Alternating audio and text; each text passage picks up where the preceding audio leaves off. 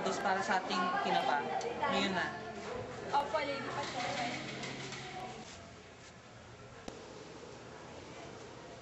Ah! Ay, may tinik. May tinik. May tinik siya.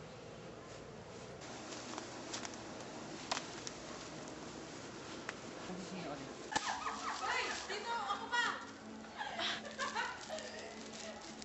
Ay, Joy!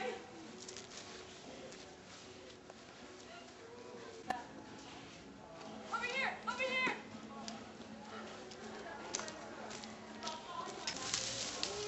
Uy, sama mo yan.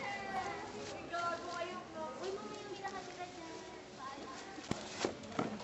Ngunit ng ano. Ano mga nakuha mo, Gim?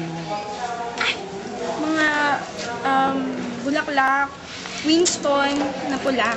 Simulan na natin ang pagluluto. Lagyan mo muna ng ganito.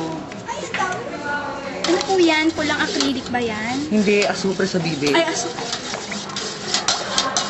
Ibigay mo nga sa akin yung bulaklak ng hari. Tingnan mo si ano. Ito. Saan mo nakuha ito? Bigyan mo. Doon po sa bundok ng Tralala. Ay, ganun ba?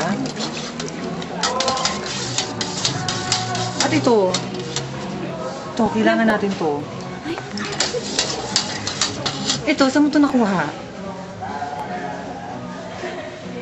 Ay, doon mo ba nakuha ito sa Reyna? Opo, sa mall. Ng Reyna. At ito, ano to?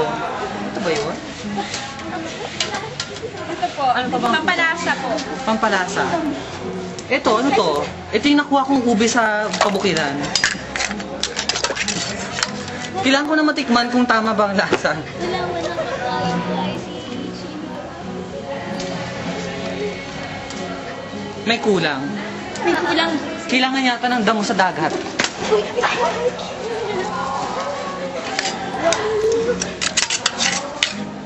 Mukhang masarap yan Lady Pachochoy. May kulang pa rin. Ay, may kulang. Kailangan ko kumuha ng isang balat ng dragon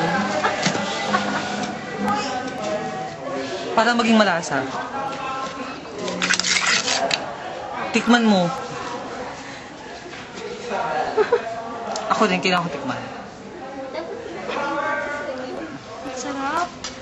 Sigurado magugustuhan ng hari. Sa tingin ko nga rin ang Rina magugustuhan yan.